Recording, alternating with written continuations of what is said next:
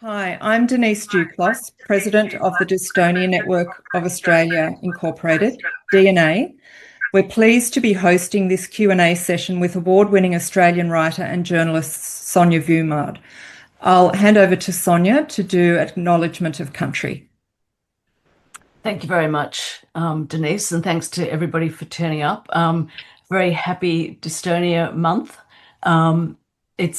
It's exciting to see you all here, and I'm sure that we've all got lots of things in common as well as different manifestations of dystonia, but we do have the fact in common that we all have it. But before I begin, I will acknowledge the traditional owners of the land on which we meet today and pay my respects to their elders, past and present. And I note that sovereignty was never ceded. So it's hard to believe that just over 5 years ago, I had never heard of dystonia. In May 2019, at the age of 58, I discovered that I had actually had the condition for most of my life. My condition is considered moderate, although there are times when I'm under extreme stress when it feels severe. And I've heard these occasions described as dystonic storms in recent times, which I think is a particularly interesting and appropriate term. Dystonia has both limited and extended me. I think it's given me exhaustion, which we were talking about earlier, and pain, both physical and psychological. But it's also made me more driven, and it is part of who I am. I'm pretty sure I inherited my predisposition to dystonia from my father. And when I was young, I noticed his hands shake as he cut the top off a boiled egg, or hastily wrote a letter to my school teacher before racing off to work. My left hand started shaking after my father died prematurely from a cause unrelated to his shaking. And that was when I was 13 years old. I spoke to doctors about it and also to my mother, who is a trained nurse, and everybody thought that I had what was called essential tremor or familial tremor, which is actually more common than dystonia.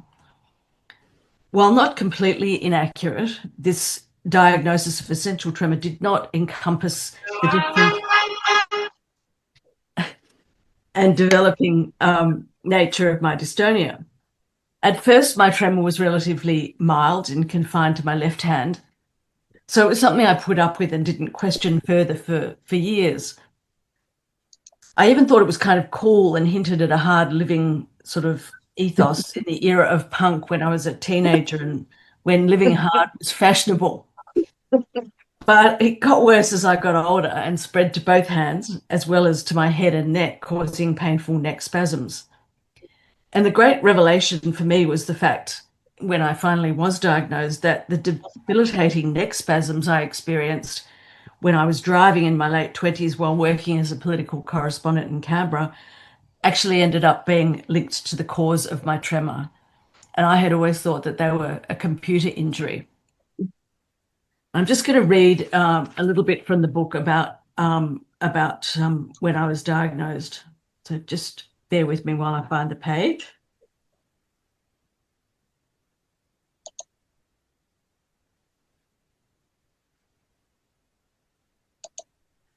So it was in May of 2019 that I entered the St. Vincent's Clinic rooms of the man who finally could give me some answers to the mystery that had snagged me in ways big and small. Since when? 12, 13, younger. And the diagnosis came just when the world in which I'd lived, sometimes precariously for 58 years, seemed hurtling to ever faster towards destruction from its own collection of chronic and untreated conditions. I sat alone in the waiting room, fearing what news the next hour would bring. A sign on the receptionist's desk requested that those in the waiting room be patient with appointment delays. There were, the message informed, often complex matters to discuss behind the closed door of the doctor's office. Dr. Stephen Tisch was tall with dark hair and an athletic build. He wore glasses and radiated great warmth as he swept me into his office, moved and spoke quickly before giving me physical tasks to seek out my tremor. I walked with one foot in front of the other, past the family photos on his shelf to rule out Parkinson's. This is an example of my handwriting, I wrote on a scrap of paper as Tish looked on. The right side of my body formed a particular angle as I went to the page, he noted. So did my father's, I told him. In the chair of his office, Tish sat opposite me and gave me a pen on which to slowly put a lid, beginning with my hands held apart out front. And there it was. My hands not only shook as I struggled to make the two ends meet, they fluttered up and down. Tish's face lit up at my case's apparent textbook nature. Not just essential tremor, dystonic tremor. Tremor in dystonia. Mild to moderate, he said. He also noted that I had a yes, yes head tremor. And he did say to me it was better than a no, no, which he thought was pretty funny. So I just laughed as well. Dystonia is the third most common movement disorder after Parkinson's and essential tremor. I researched the prefix dys and read that it comes from Greek and means ill, bad, or difficult, disordered. Nothing good starts with dys. Dysfunction, dysplasia, dysentery, dyspepsia, dystopian. A crucial detail that had been delayed in its arrival stole into my life and my world that day when I met Dr. Tish. And like a journo late to a discovery, I was desperately trying to piece together the telltale signs of this genetic imperfection, one that I'd brushed aside until I no longer could. I walked out of those rooms with my body in overdrive, my mind a blur. In my clenched right hand was a script for nerve pain medication.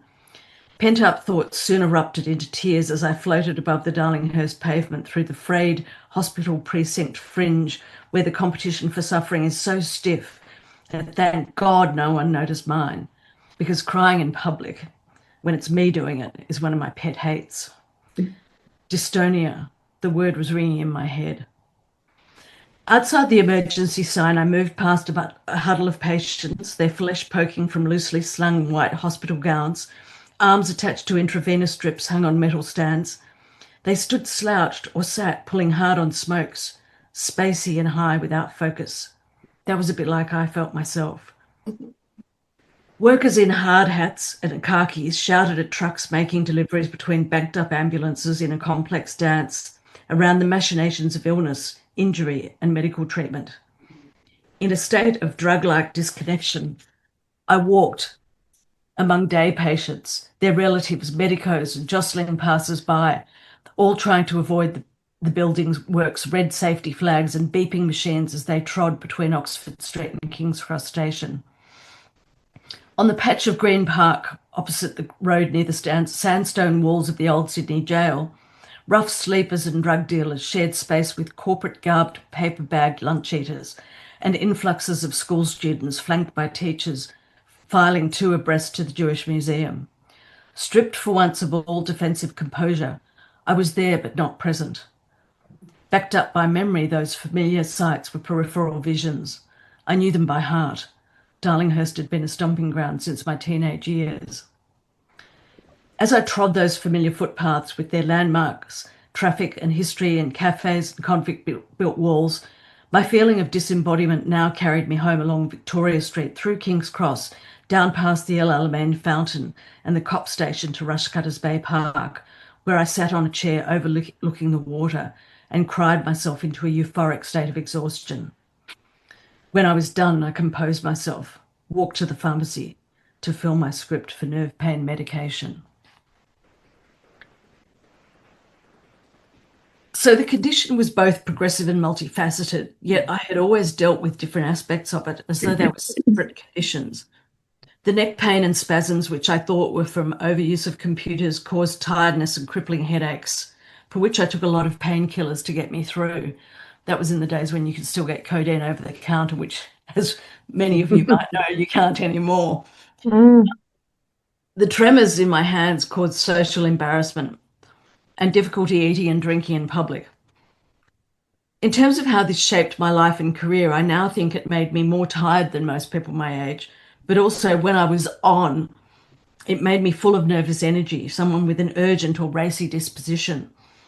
The upside of this nervous energy was, I think, that it worked in favour of me as a journalist because people interpreted it not necessarily wrongly as ambition, and they saw me as people with a very driven nature, which I was and am, but I also had this kind of side of myself that I hid that was the kind of the nervy, dystonic side that I, now know is.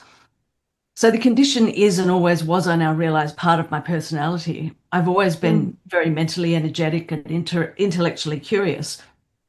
One former colleague who'd heard me on radio talking about my dystonia said he had always noticed my tremor, but that I made shaking cool, which was very, very, very generous of him to say that, because I never, except in the punk days, I didn't think it was so cool later on. Dystonia was and still is a relatively unknown condition. Many general practitioners have either not heard of it or know little about it. And when I tell them I have it, often I'm the one who has to educate them. And on one level, I can't blame GPs for not picking up on it, because medicine and medical knowledge are changing so rapidly all the time. And that's why I do find myself having to educate people about dystonia. But my main question is why all the physiotherapists and osteopaths and acupuncturists, among others, who would treat my neck didn't consider that there might have been other causes for my chronic pain and stiffness that were worth exploring, because I had no obvious injury to speak of. There were some, I think, who perceived it as a sort of female neurosis, asking about my private life, in one case on more than one occasion, wondering whether I had someone at home who could massage my neck and shoulders. I'm surprised that no medical professionals ever questioned whether my neck spasms could be neurological, even if some understood that the hand tremors were likely to be. I think possibly I was also a bit too accepting of my symptoms. Once I'd sort of had the initial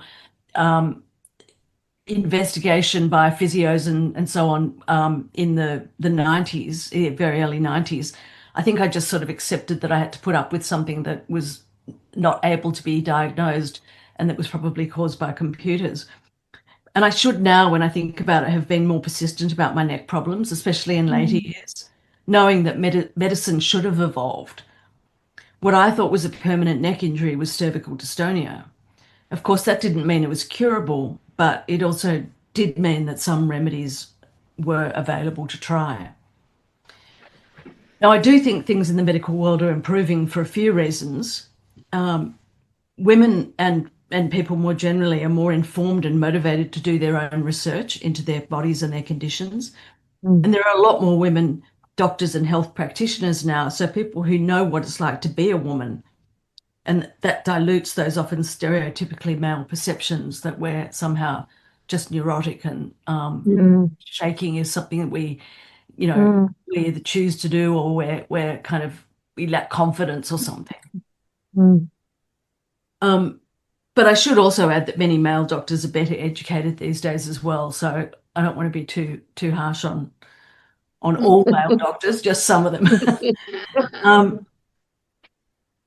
Now, people have asked me about my decision to have brain surgery, especially something as experimental as a thalamotomy. And I'll just read a bit in my book about that.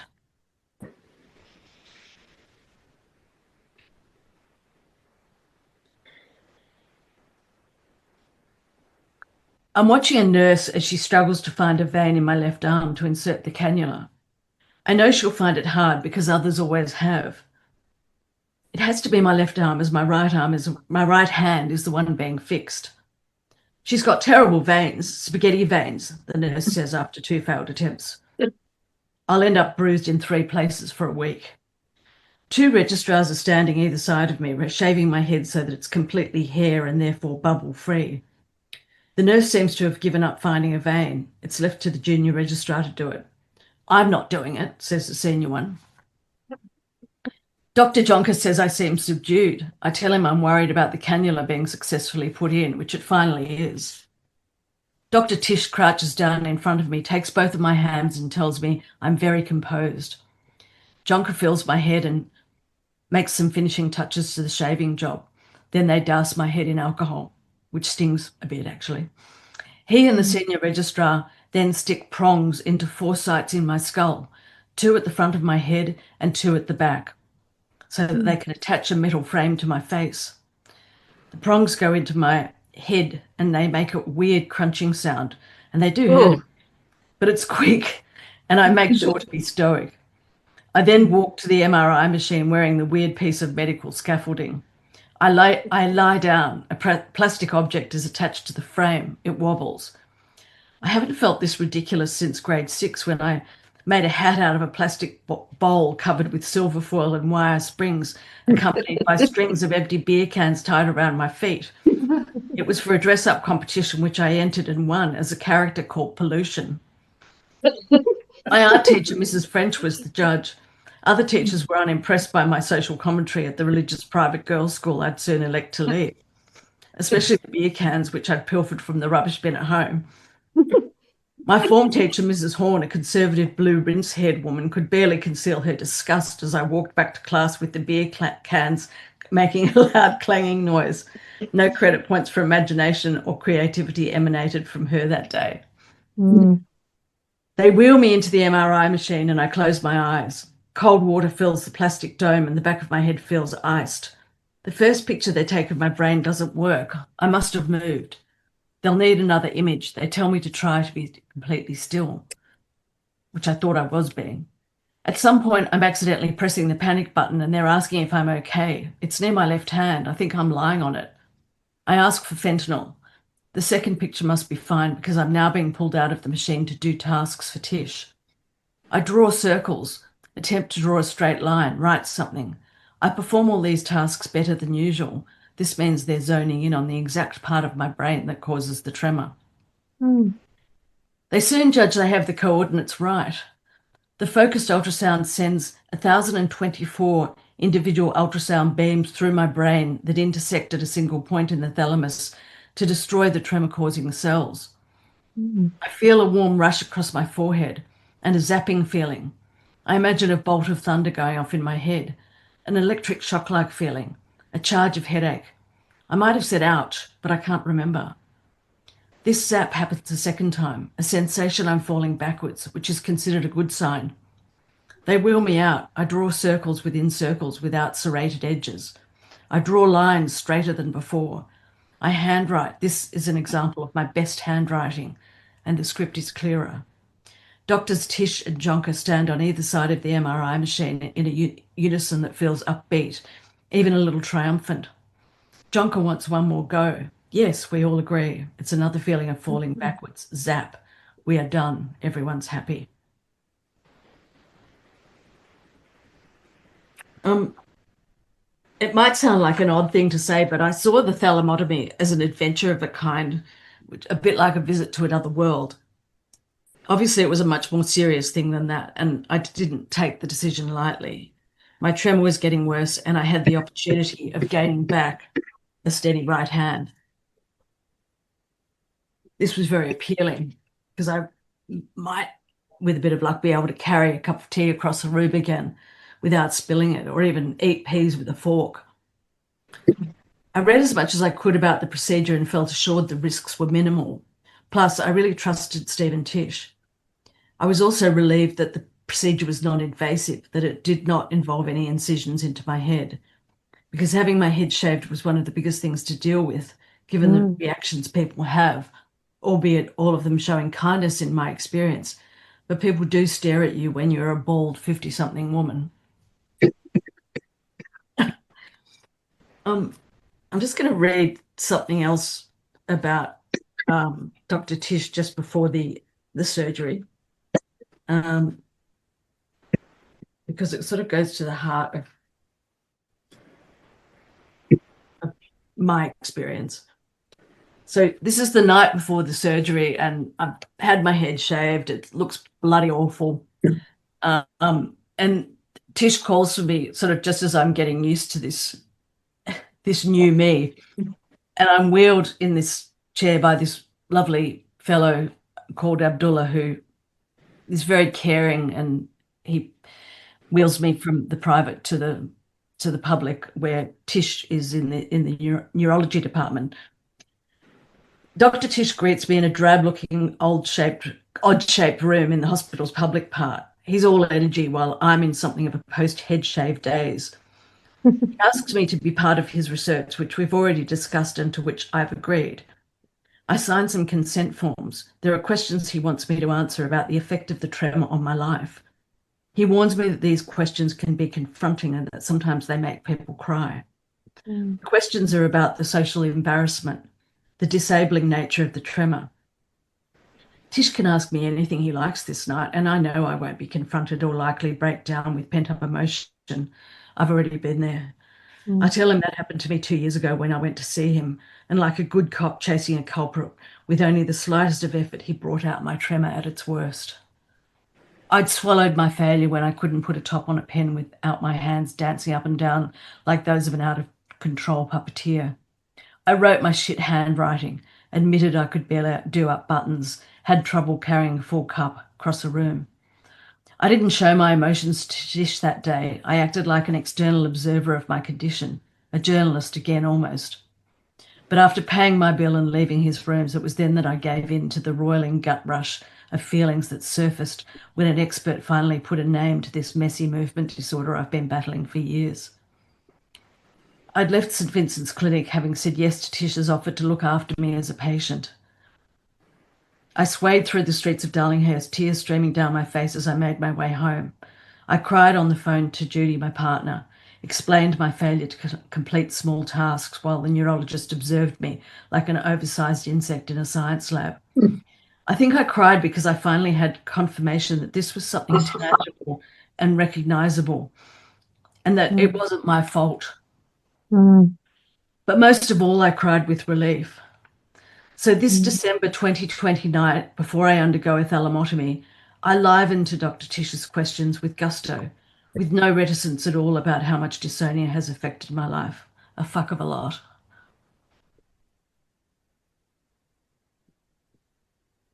I think that's probably as much as I'm going to say. I think, Denise, you had a few starter questions for me. Yes, I was going to say thank you for that, Sonya. It was really great to hear your voice reading the book. Really made it come alive. So I'd like to now throw it open to questions, but would you mind if I ask the first question? I have one. Go for it. Sonya, can you tell us how you came to see your dystonia through a wider lens than your own personal experience? Yeah, I think much of life, like illness, can't be controlled. And the pandemic and the bushfires also played into the book's subtitle, which is A Movement Disorder in a Disordered World. I couldn't resist seeing my condition as a metaphor for the wider problems of the world. The idea of shaking instability and vulnerability. And I think that's even truer today than it was when I wrote the book, given some of the crazy stuff that's going on around the globe. So it was tempting to sort of to link those two things and almost see this condition as an expression of the universal. Interesting. Does someone else have a question? Yes, well, I have. Sorry. Oh. Yes, Christine, go ahead. Yes, mine is about medication, Sonya. When you mentioned that you'd had the procedure and that all the symptoms you'd had certainly improved, and Dr. Tish sent you off with a prescription, were you on some sorts of medication then? And if so, which ones were they? And what was the prescription for?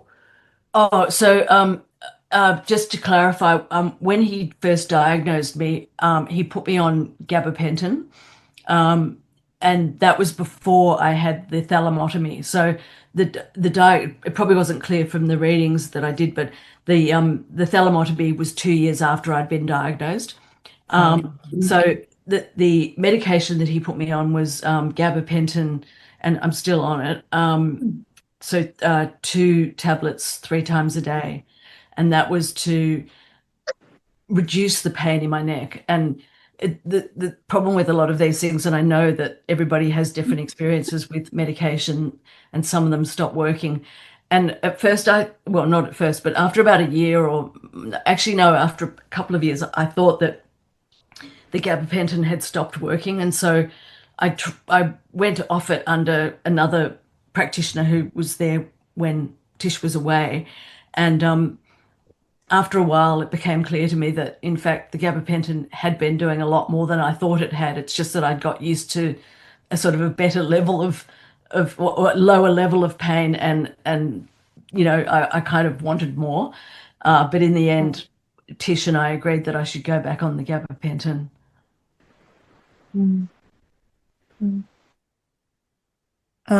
Someone else? Yes. The gabapentin didn't exacerbate your tremor.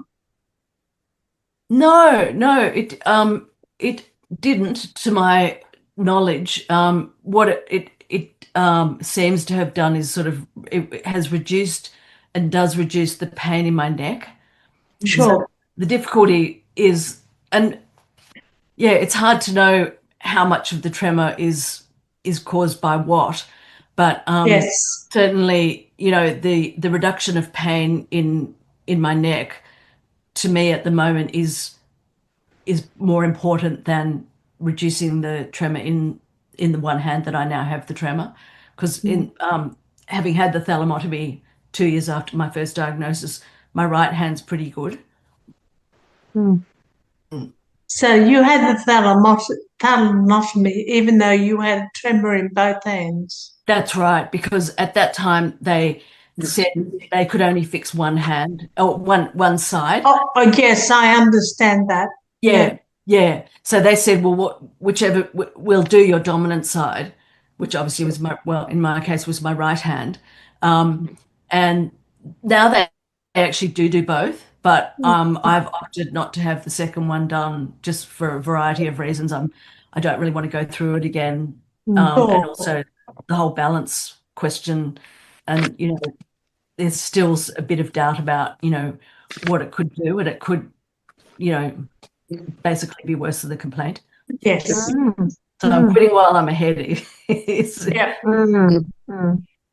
Karen, do you have a question? Yeah. Can you? I'm thinking from memory that before you were diagnosed, the tremor was affecting your confidence, and after you were diagnosed, that I would think be the case. But can you try and quantify the impact on your confidence after you had the operation and compared to how you are now? In other words, how has the treatment, and I'd sort of expand this to how has Botox, how has the treatment, how has the operation affected your confidence? Yeah. And can you quantify it with before you had that, so that 2 years before you had any intervention? Look, to be honest, I mean, the thing that actually improved my confidence more than anything was having the diagnosis, because at least then I could sort of be open about it with people, whereas before I hid it because I didn't know what it was, and I tried to hide it, in fact, not that successfully a lot of the time, and that was the sort of the cognitive dissonance, I guess. And then so the diagnosis was the kind of the biggest release for me. And then when I had the thalamotomy, it enabled, I felt great confidence in being able to carry a cup across the room, and in fact one of my friends actually pointed out at dinner one night, you're using chopsticks, without Wow. I wasn't able to use chopsticks for quite a while, or not with any success, and I had used them successfully before the tremor got really bad. So I mean, in terms of quantifying it, I mean, the most difficulty I experienced was really in the workplace, because at times when I had to do laptop presentations and things like that, having to sort of drive the slides in a laptop presentation, as well as concentrate on the audience and the content and all of that stuff, it was my worst nightmare. So I would always try and get somebody, one of my colleagues, to do the driving of the laptop, because I just couldn't bear to be seen, with my hand shaking over a laptop. Yeah. So your confidence improved when you were out of constant public scrutiny in a way. Well, that's true. Yes. And the other thing is now, I suppose, when I do shake, I don't care about it as much. Yeah. But part of that is also that I'm not sort of trying to climb the greasy pole anymore because I'm too old. So that means that quite a bit of, I'm sure that applies to a lot of us, and it means that quite a bit of the added burden of dystonia is created by other people, lack of awareness or lack of knowledge or lack of sensitivity. Yes. Yeah, I think that is true. Yeah, and it's funny because I did put something in this about this in the book, but there are people in the workplace who want to be affiliative and who want to extend the hand of friendship, and in those people you get this sense that you feel comfortable, and then there are other people who, in my experience, who are sort of looking for vulnerabilities in other people, or who feast off vulnerabilities in other people, and it's those people who I don't want to be around. I quickly would assess who I wanted to be around and who I didn't, and who I wanted to sit next to at lunch and who I didn't, and all of that sort of thing, because there are different types of people and there are different responses, and often negative responses or kind of predatory responses might be based on ignorance, or they might be based on something else, but you sort of get to work out who's who in the zoo very quickly when you have a vulnerability like that. A good thing, because a lot of us spend our lives trying to work out that you actually need to spend the time you have with good people or people you like, and so that's a little tiny silver lining, isn't it? Because it brings us to that pretty quickly. I've come to that point too. I'm very careful about who I spend time with, what I do with my time. There's no room. There's no room anymore for anything better other than the best you can get. Sort of. That's right. Yeah, and I the starkest example I can point to about that is when I was being interviewed for my last job, which I've just retired from, which was working with Deloitte as a communications specialist. And I was interviewed by a senior member of the executive team, a great big tall American woman, and who was very bombastic and sort of matter of fact.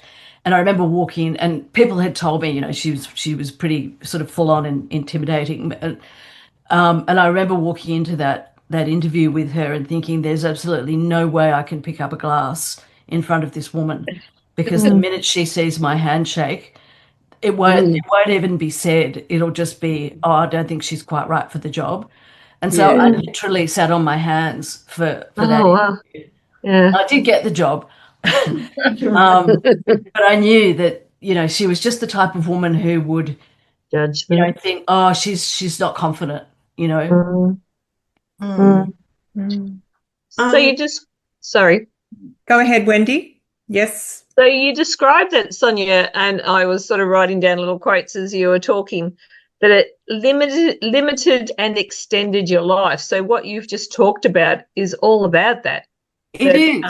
Karen was saying, that it limited, but also in that limitation made it more positive, maybe not more positive is the word, but really focused on the priorities. And then but you also describe it as stealing into your life, like it stole into your life. Is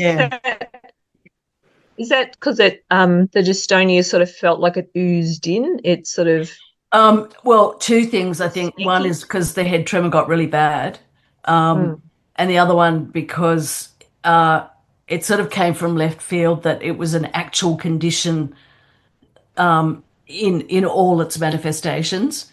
And so in that sense, it was a shock, but it was a relieving shock in many respects. Yeah. Well, also because I was worried that it was going to be something more serious too. And I I don't say that with any. I try to be sensitive when I say that, because I know that there are a lot of people who have dystonia, in a much worse ways than I do, and also people who, and Christine's spoken about, having Parkinson's, and my heart really goes out to you for having both those difficulties, Christine. Do you find living in the country has helped take a lot of the stress and a better lifestyle now? Definitely. And in fact, because when I thought that it was going to be something more serious, because, you freak out when you've sort of got 5 months to wait for an appointment, which is what it is to get into it. I said to my partner, Judy, I think we're going to have to move up north, because we always planned that we would. It was just a question of when. And as sort of it got closer to me sort of thinking that I might be facing a more dire diagnosis than I in fact was, I said, I think we're going to have to move.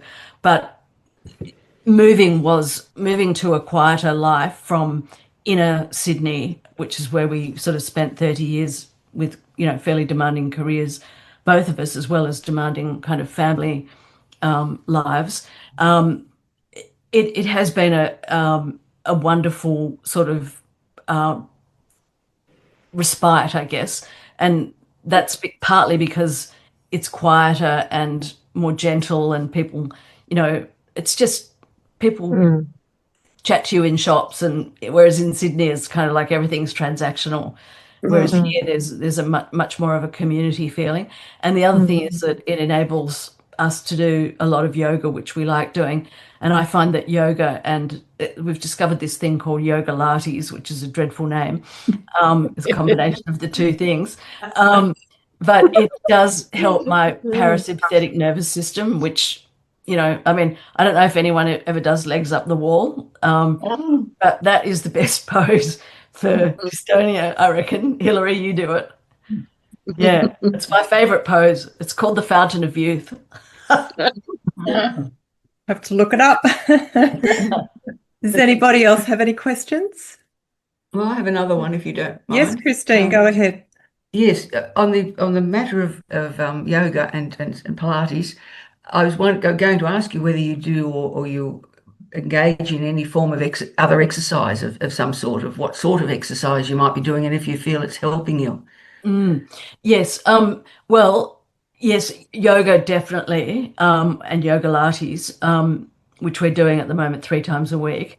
And we do a lot of walking. I try to walk between 3 and 5 kilometers a day, just either on the beach or just around the kind of streets of our village. But also we're lucky enough to have put in a swimming pool in the place that we live in. So I swim almost every day in the pool. Although that has an added complication, which is that I managed to injure my shoulder by being so enthusiastic in my freestyle. But yeah, I mean, I think exercise is really important to me, both psychologically as well as physically. It just it is, any exercise you can, any exercise you can do. I mean, for me, for example, lifting weights is not a good idea. And I used to do the gym pretty hard when I was in Sydney and before I knew I had dystonia, and I could never work out why, when I had a personal training session, for example, and they'd work you, really hard for 55 minutes or whatever, I'd be shaking for the rest of the day. And I think you probably all know that that's something called overflow. And I just should not have been doing that. I should have been doing more appropriate exercise. Is it okay, Pilates?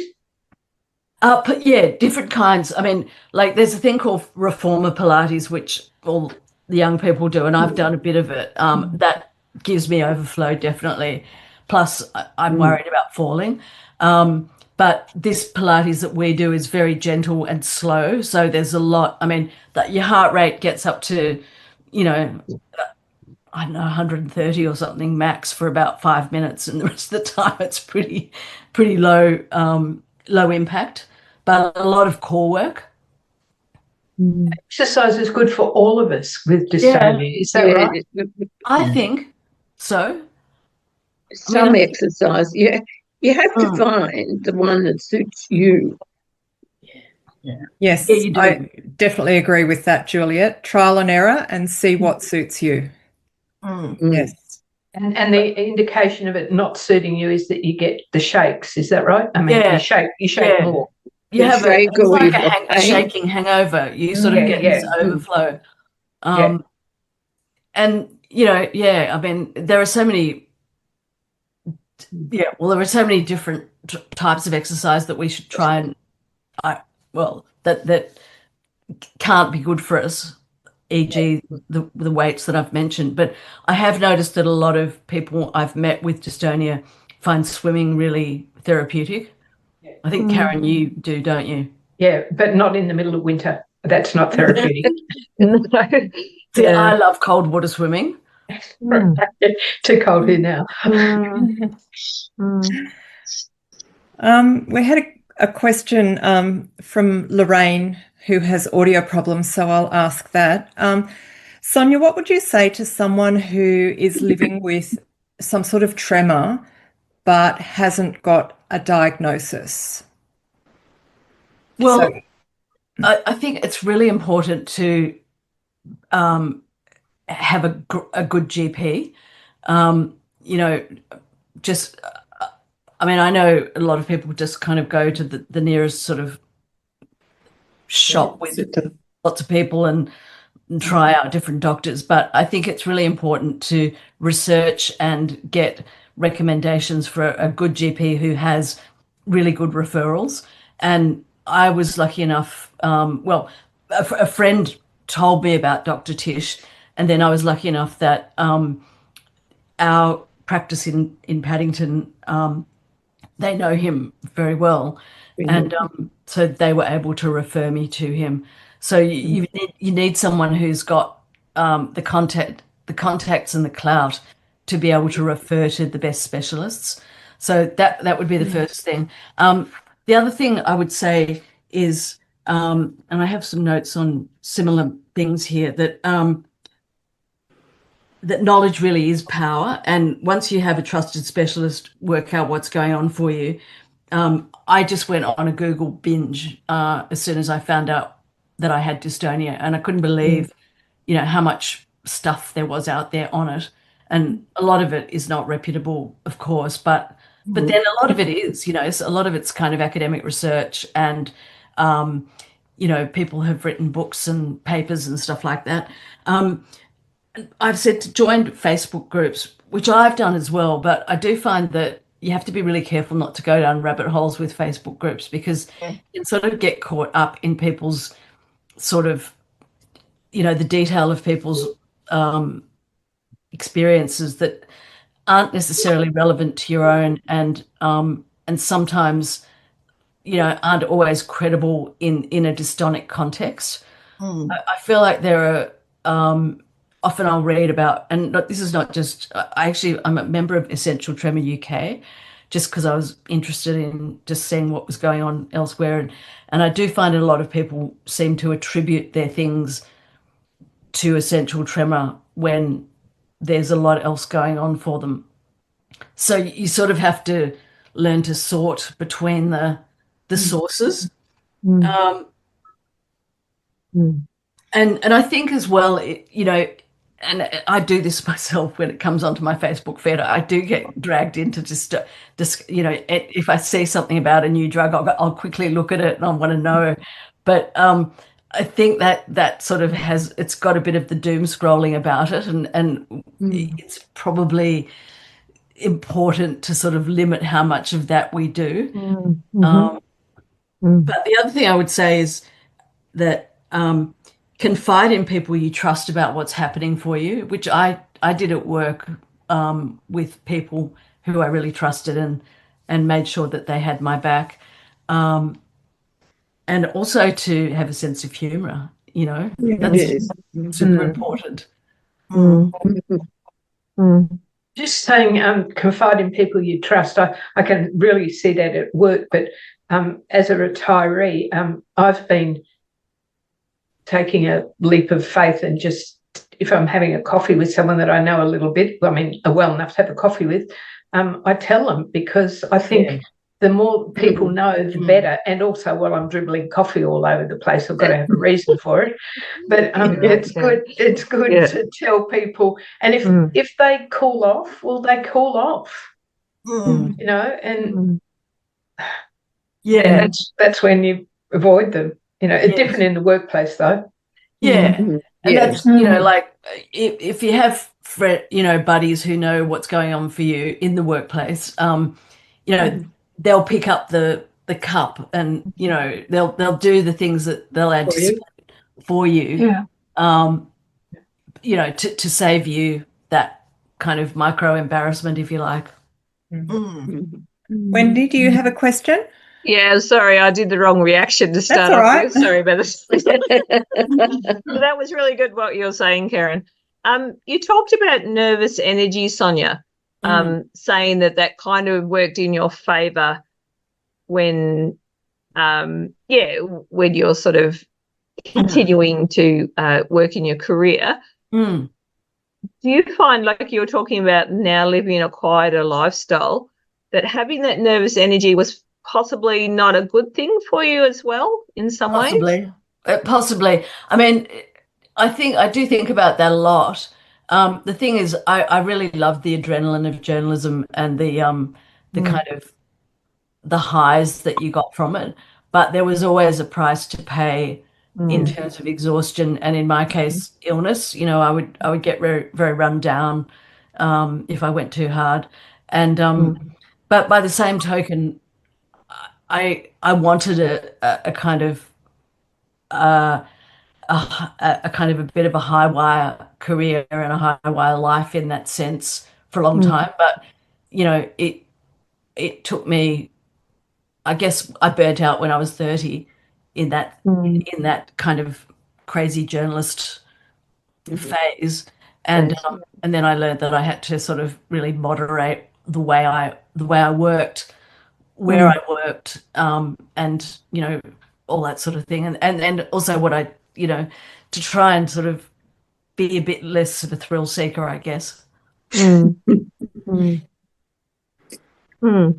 It's interesting because, like, obviously you had the brain surgery, but you wonder, like you've been discussing all those things about yoga lattes and all those things, it does take a while to kind of bring yourself down from that heightened level of all the time. It totally does.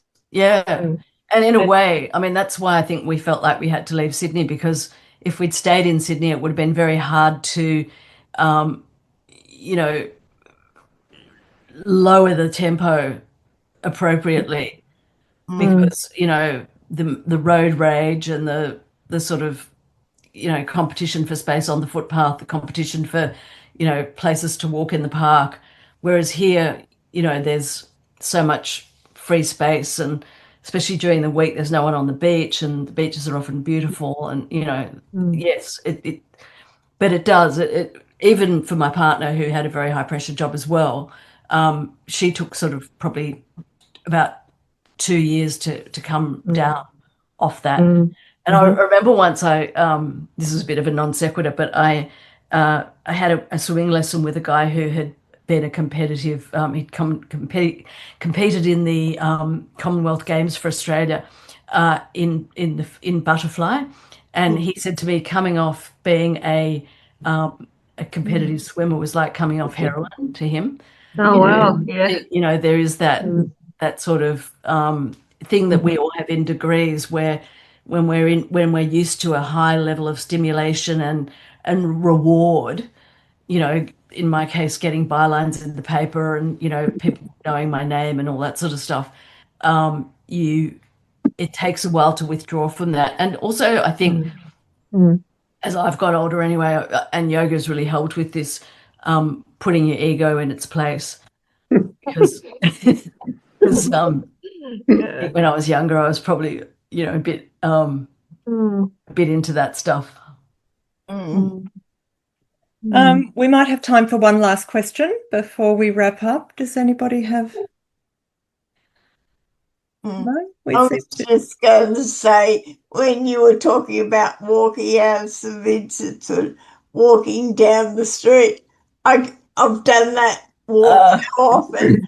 I know you would have, Robin. That almost brings tears to my eyes. The front on their droops, and I can imagine as you were talking. Yes.